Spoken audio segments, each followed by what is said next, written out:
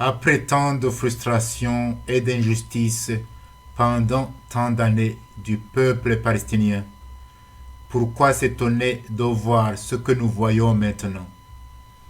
Ce n'est que le résultat naturel des choses. C'est tragique.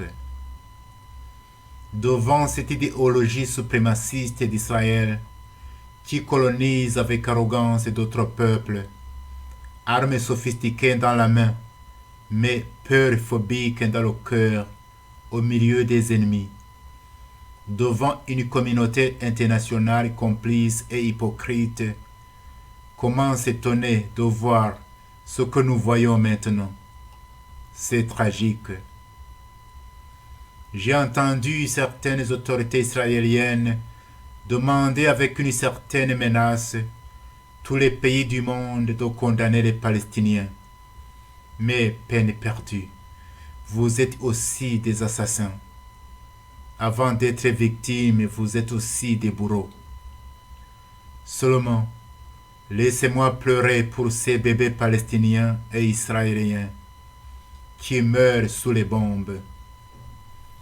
Ils meurent en souriant à leurs bourreaux parce que dans leur cœur, ils ne savent pas ce qu'est un ennemi. Tout simplement, ils n'ont pas d'ennemi dans leur cœur. Laissez-moi pleurer pour eux.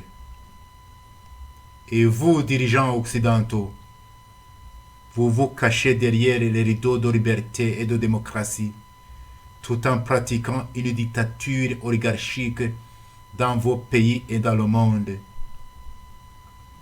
Vous criez tout haut le droit à la défense d'Israël et vous taisez le droit à la vie pour les Palestiniens.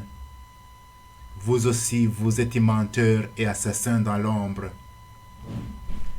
Oui, Palestiniens et Israéliens, je vous comprends tous les deux et je vous plains. Les uns et les autres, vous êtes tous victimes d'une haine extrême qui ne laisse de place à aucun compromis. La tragédie que nous vivons maintenant n'est que le résultat naturel des choses. Le mensonge, l'hypocrisie et la soif illimitée des richesses des Occidentaux ne vous aident pas. Et ce qui est tragique, je ne vois pas de porte de sortie. C'est comme dans une impasse. Je ne vois pas d'issue de secours. Mais si, peut-être une issue de secours, peut-être une porte de sortie. Au milieu de votre champ de bataille se trouve une petite colline, et sur cette colline se dresse une croix. Et sur cette croix, un homme appelé Jésus de Nazareth est crucifié. Oui, il est crucifié là, au milieu de ces ruines de bombes, au milieu de ces cris de bébés et d'innocents qui agonisent. Il est crucifié avec ses bébés et tant d'autres innocents.